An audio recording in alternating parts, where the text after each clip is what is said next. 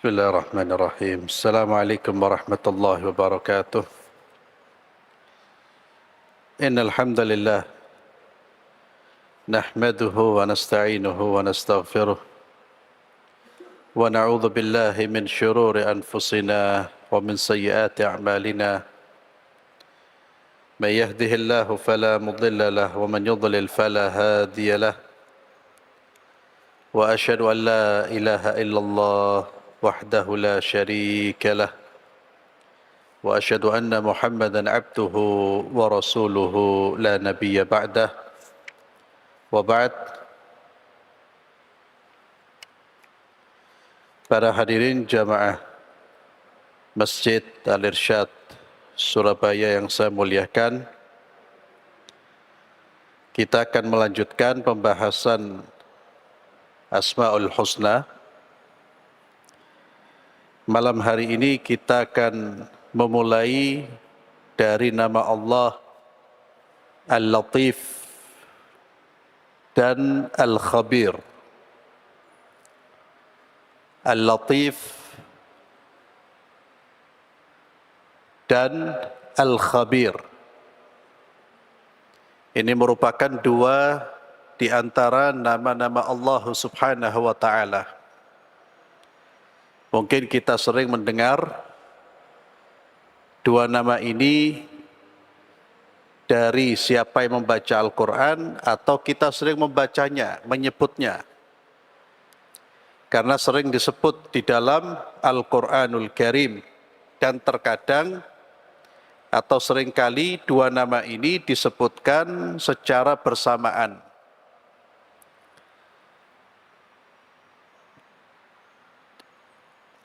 Beberapa ayat Allah, beberapa ayat Al-Quran yang menyebutkan dua nama ini secara bersamaan. Di antaranya adalah firman Allah di dalam surat Al-An'am ayat 103. A'udzu billahi minasyaitonir rajim. La tudrikuhul absar wa huwa yudrikul absar. Wa huwal latiful khabir. Dia tidak dapat dicapai oleh penglihatan mata, sedang dia di sini Allah dapat melihat segala penglihatan itu. Dan dialah Allah yang maha halus. Ini terjemahan dari nama Al-Latif. Al-Khabir, dan dialah Allah yang maha teliti. Ya.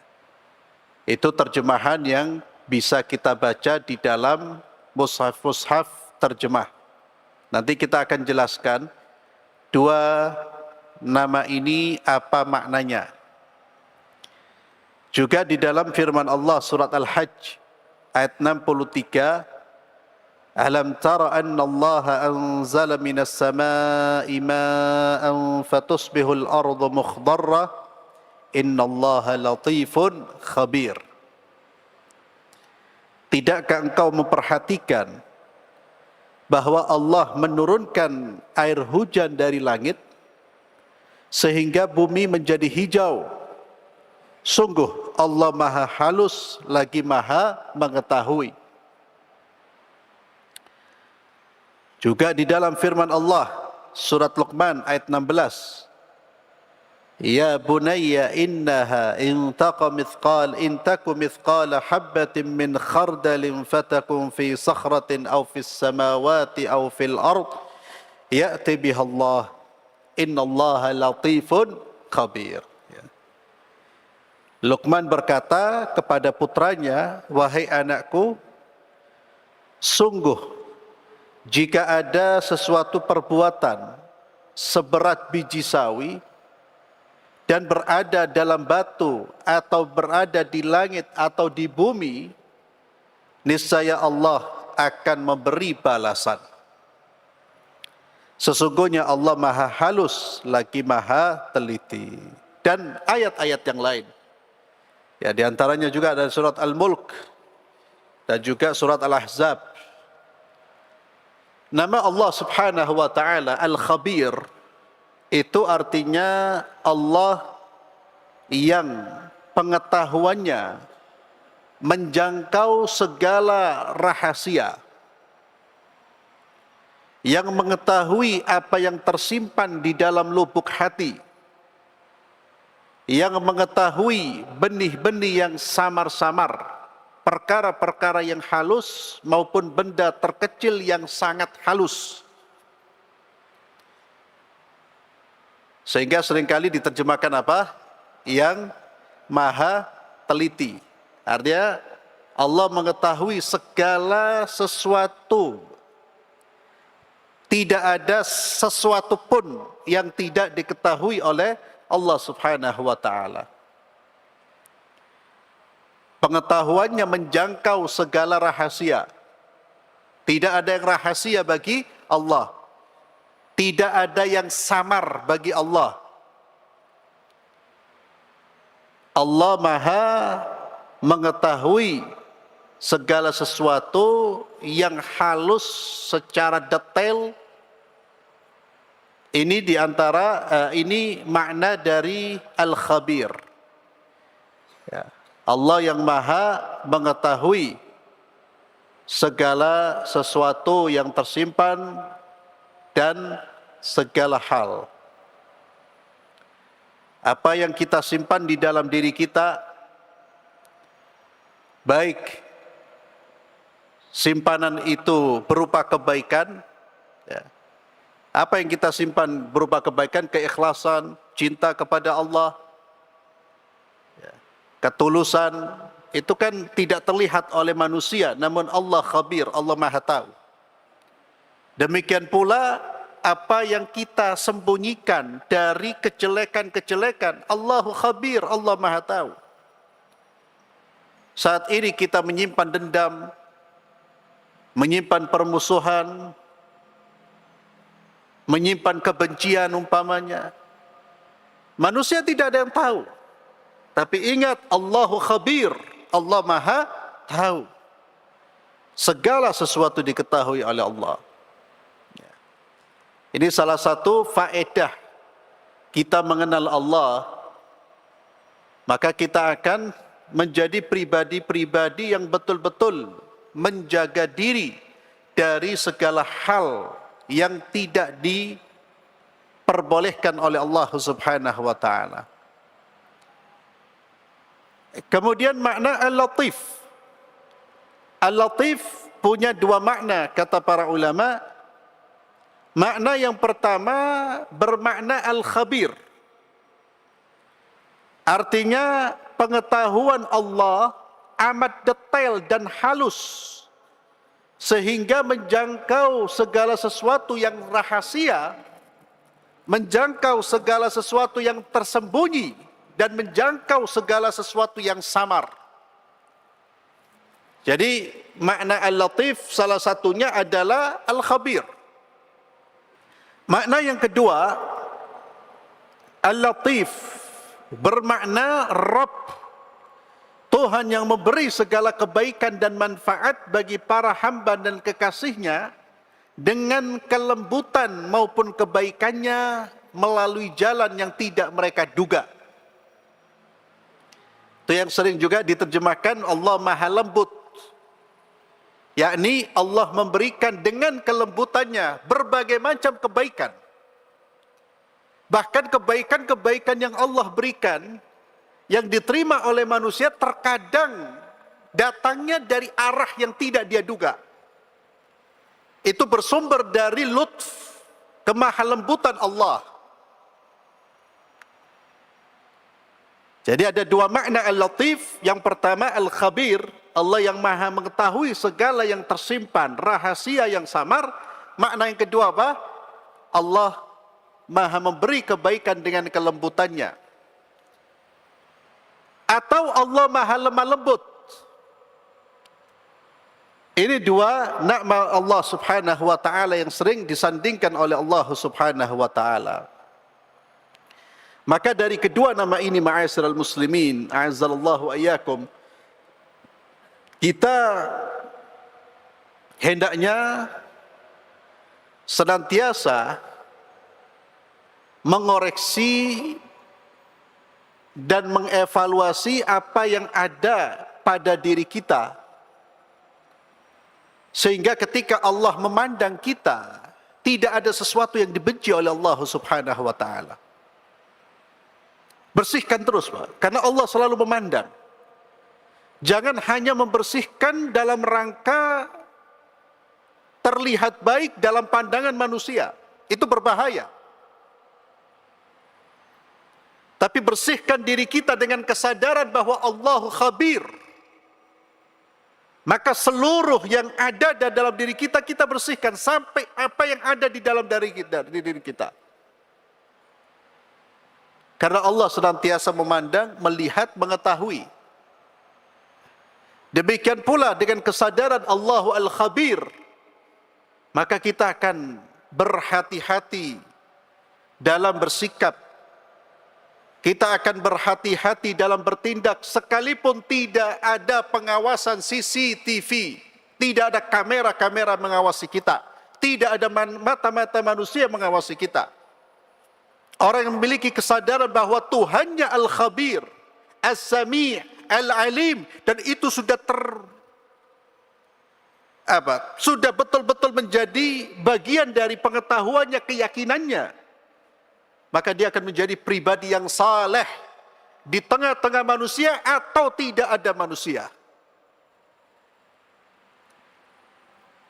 Kalau kita saleh, baik dalam majlis seperti ini, di tengah-tengah pandangan manusia, itu belum menunjukkan kesalehan yang sempurna, belum.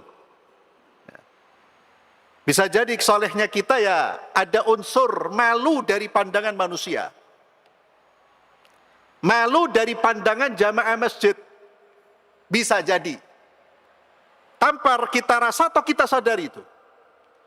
Namun kalau kita saleh, menjadi pribadi yang saleh, di saat tidak ada satu pandangan manusia yang melihat kita, dan kesalehan kita dengan kesadaran Allah melihat kita, itulah kesalehan yang sesungguhnya. Maka ketakwaan yang sesungguhnya itu taqwallahu fis sirr. Takwa kepada Allah dalam kesendirian, Pak. Nangis di depan orang, baik, Pak, alhamdulillah. Dengar ceramah apa, kita berzikir, umpamanya lagi berzikir, kita menangis, itu satu kebaikan. Satu kebaikan, tapi lebih baik lagi kapan nangisnya? Ketika tidak ada satupun orang melihat kita. Ini yang disebutkan di dalam hadis Rasulullah SAW tentang 7 golongan yang akan mendapatkan naungan Allah di hari tidak ada naungan kecuali naungannya. Wa rajulun dzakarallah khalian fafadat ainah. Seseorang yang mengingat Allah khalian, tidak ada orang, sendirian dia. Seseorang yang mengingat Allah dalam kondisi dia sendirian, fafadat ainah, keluar air matanya, Pak. Itu orang istimewa di sisi Allah Subhanahu wa taala. Tapi khalian apa? Dzakarallah, dia menangisnya karena mengingat Allah. Maka kalau Anda lihat sinetron sendirian nangis, gak termasuk, ya. Karena bukan tangisan karena rasa takut kepada Allah, ya. Lihat bola, timnya kalah, menangis, ya. Itu bukan tangisan yang mendapatkan anugerah dari Allah.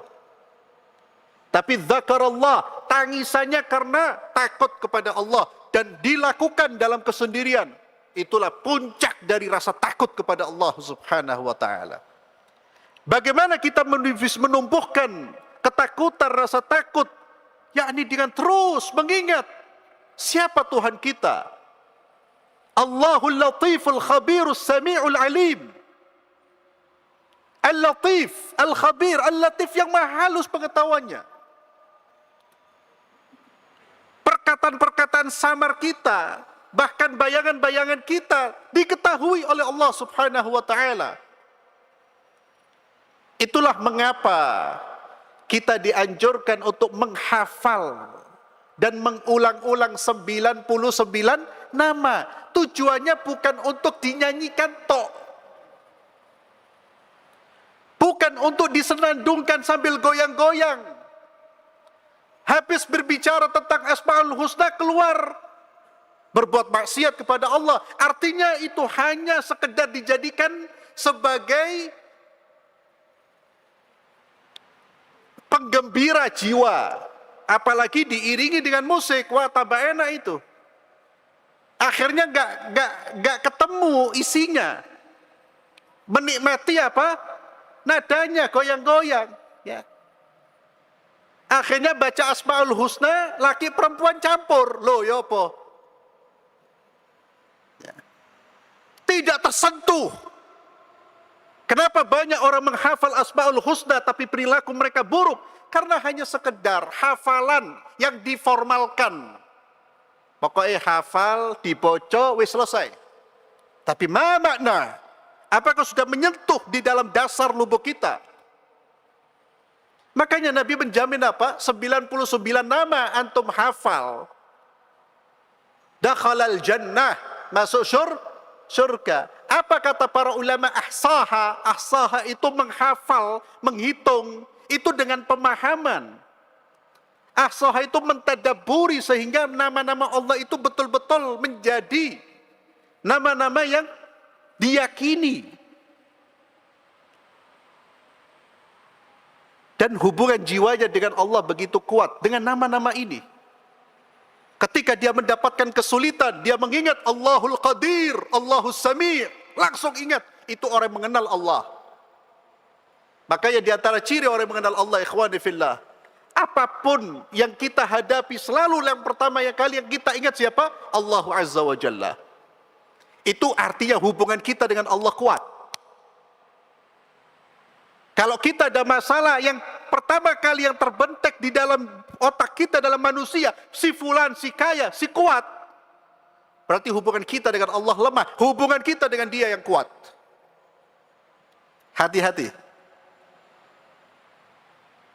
Ini faedah kita mempelajari Asmaul Husna. Ya. Jadi kalau putra-putri kita umpamanya di sekolah diperintahkan untuk menghafal, maka tinggal kita mendorongnya untuk memahami. Kita ajak dialog anak-anak kita satu persatu makna dari Asmaul Husna ini. Dan alhamdulillah sekolah-sekolah itu biasanya menyuruh siswa-siswinya menghafal. Tapi itu kelemahannya kadang-kadang hanya sebatas hafalan. Hanya sebatas hafalan. Dan itu terkadang dibawa sampai mereka besar. Pokoknya menghafal, ya. Apalagi kalau tadi mohon maaf, pembacaannya kemudian diiringi dengan ya alunan nada musik yang membuat orang itu terkadang hilang, ya. Hilang dari hubungan tentang apa yang sedang dibaca. Justru menikmati apa? Nadanya itu. Ya. Ini yang perlu kita koreksi dalam pemahaman agama kita atau cara beragama kita. Maka segala sesuatu terutama yang terkait dengan zikrullah, yang tujuannya ibadah tersebut mengingat Allah, maka pastikan ketika kita beribadah dengan ibadah tersebut kita betul-betul mengingat Allah, mentadabburi apa yang kita baca. Hadza huwal khabir al-latif. Dan al-latif sebagaimana maknanya Allah yang memberi, Allah yang maha lembut, yang memberikan kebaikannya, yang menyalur, yang berbuat baik kepada kita, yang sehingga kita mendapatkan kebaikan. Terkadang kita mendapatkan dari arah yang tidak kita duga. Maka ini juga menunjukkan bahwa hendaknya kita senantiasa bersandar kepada Allah Subhanahu wa taala.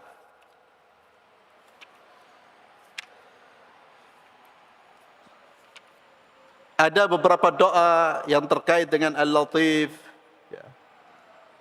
Seperti Allahumma innaka latifun lima tasha wa antal alimul hakim irfa'anni al-bala wa syaqa wa'idni minasyaitanir rajim. Ya Allah, innaka latifun, sesungguhnya engkau yang maha lembut, lima tasha, terhadap apa yang kau kehendaki, wa antal alimul hakim, dan engkau adalah yang maha tahu dan maha bijaksana. Irfa'annil bala wasyaqa, ya Allah, angkatlah dariku cobaan dan kesengsaraan. Irfa'annil bala wasyaqa wa'idni minasyaitanir rajim, dan lindungilah aku ya Allah dari syaitan yang terkutuk. Ya.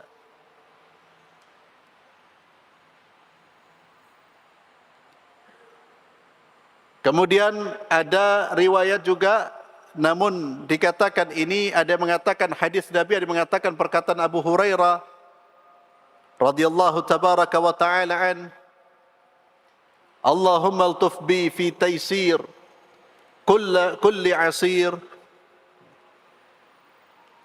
Ya Allah, berlaku lembutlah kepadaku dalam memudahkan setiap kesulitan. Fa inna taysira kulli asirin alayka yasir.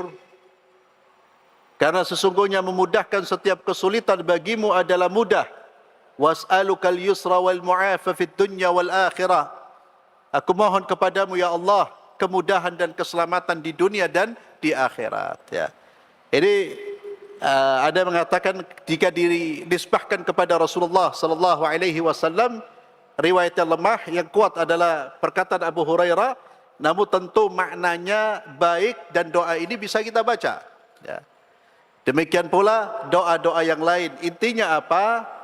Sebutlah nama-nama Allah subhanahu wa ta'ala yang berhubungan dengan doa-doa kita. Sebutlah nama Allah yang berhubungan dengan doa-doa kita.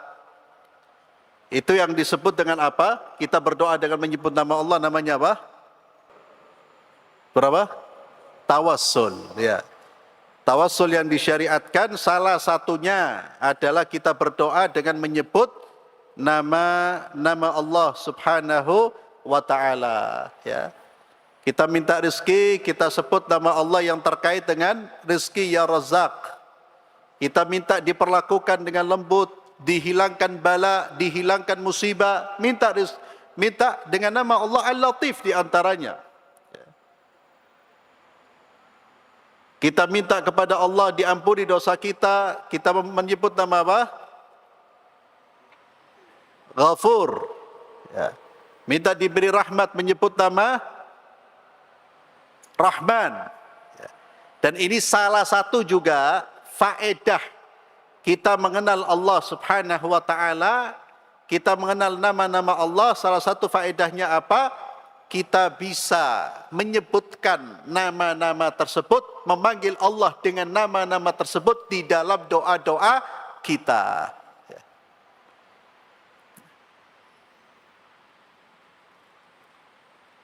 Jangan berdoa minta kehancuran musuh, umpamanya, dengan memanggil nama Allah Rahman. Ya. Allahumma ahlikil kafara. Ya Allah, binasakan musuh-musuhmu ya Allah, orang-orang kufur kepadamu, yang menentangmu, ya Rahman ya Rahim. Itu kurang tepat. Ya. Kalau kita meminta kehancuran untuk musuh, apa kira-kira? Nama Allah apa yang dipanggil? Hah? Hah? Jabbar. Iya. Jangan berdoa minta kebinasaan, ya Rahman, ya Rahim, ya Latif. Lah. Ya. Allahumma ya Jabbar, ya Qahar, ya Aziz, ya Qawiyyun Matin. Ya. Ini diantara kesalahan sebagian orang dalam menggunakan nama-nama Allah subhanahu wa ta'ala. Ya. Yang dijelaskan oleh para ulama diantaranya itu. Jadi menggunakan nama Allah tidak pada tempatnya atau kurang tepat. Ya. Kemudian ikhwani fillah, kita masuk ke nama Allah yang lain, yaitu Al-Witr. Di antara nama Allah Al-Witr, Al-Witru. Ya. Apa artinya Al-Witr? Artinya yang satu, zat yang satu, yang tunggal. Tidak ada sekutu bagi Allah Subhanahu wa taala. Dan Allah tidak membutuhkan sekutu. Al-witr, Allah itu satu yang tidak menjadi genap dengan adanya sekutu. Dan al-witr, Allah tunggal, Allah satu, juga dalam segala hal. Allah berbeda dari semua makhluk yang Allah ciptakan dengan berpasangan. Kalau makhluk dia butuh pasangan, Pak. Semua makhluk dia butuh pasangan. Dia butuh makhluk lain untuk eksistensi kehidupannya. Allah tidak. Dialah zat yang satu, Allah Maha Tunggal. Allah Maha Esa. Al-witr ini juga disebutkan di dalam hadis Rasulullah sallallahu alaihi wasallam. Sebagaimana dari riwayat Abi Hurairah, Nabi sallallahu alaihi wasallam bersabda, "Lillahi tis'atun wa tis'una isman, mi'a illa wahidan, la yahfadhuha ahadun illa dakhala al-jannah." Allah mempunyai 99 nama, 100 kurang 1. Ini sebagai penekanan dari kalimat 99 nama. Tidaklah seseorang menghafalnya, melainkan ia akan masuk syurga. Sudah saya jelaskan tadi, menghafal di sini bukan hanya menghafal dalam memori kita, lalu tidak ada bekasnya di dalam jiwa. Yang baik secara lisan tapi jiwanya kosong, bahkan terkadang menentang, itu seperti orang-orang munafik. Munafik itu lisannya manis. Kalau disuruh berbicara tentang Islam, wah, seolah-olah dia paling ngerti tentang Islam, dia paling cinta kepada Islam, ahli berbicara, tapi ininya kosong dari Islam. Demikian pula kita, ma'asyiral muslimin, ketika kita mengenal, menyebut nama Allah, lisan menyebut, hati sesuai dengan lisan. Bahkan sebutan kita itu dari dalam lubuk kita. Maka sekali lagi sabdanya Nabi sallallahu alaihi wasallam, siapa yang menghafal masuk surga, bukan hanya sekedar dihafal tanpa implementasi, tanpa ada perubahan sikap. Kata Nabi SAW. Kemudian kita sudah jelaskan di awal, hadis ini yang berbicara tentang Allah memiliki 99 nama, ini bukan membatasi, bukan pembatasan. Kenapa kita bisa menyimpulkan demikian? Karena hadis yang lain menyebutkan bahwa Allah memiliki nama-nama yang tidak diketahui oleh hamba-hambanya. Aw ista'tharta bihi fi ilmil ghaibi. Ya. Ada nama-nama Allah yang Allah simpan di dalam ilmu ghaib. Tidak ada yang tahu. Jadi sabda Nabi SAW, Allah memiliki 99 nama, itu bukan pembatasan. Dan apa yang disebut di dalam Al-Quran dan hadis ya 99. Makanya para ulama kemudian mencari-cari, mengumpulkan 99 nama itu, dikumpulkan dari Al-Quran dan hadis. Dan ingat, ma'asyiral muslimin, antum silakan baca teks hadisnya. Hadis atau 99 yang perlu kita ketahui, yang termaktub di dalam, biasanya di dalam Al-Quran kita atau di dalam penjelasan kitab hadis, 99 nama itu hasil ijtihad para ulama, bukan sabda Nabi. Kita harus satu ingat. 99 nama Rahman, Rahim dan seterusnya itu ijtihad para ulama. Mereka menggali, karena Nabi menyebutkan ada 99, mereka gali. Sehingga nanti ada sedikit perbedaan antara versi ini dengan versi itu. Ada sedikit sekali.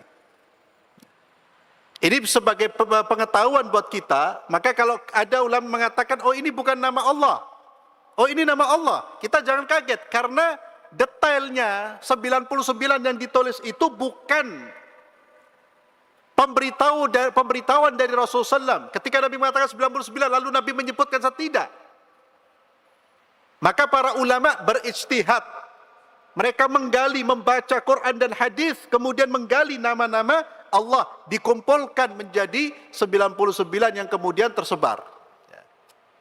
Itu hasil ijtihad. Maka karena itu hasil ijtihad, ada beberapa yang terjadi perbedaan, ya, tapi sedikit sekali. Mungkin dengan kita membahas satu persatu, kita akan menemukan nanti mana yang ada perbedaan di situ. Di antara nama Allah Subhanahu wa taala Al-Witr. Allah yang satu, yang tunggal. Ini disebutkan oleh Nabi dalam hadis riwayat Bukhari, kata Nabi, wa huwa witrun yuhibbul witra.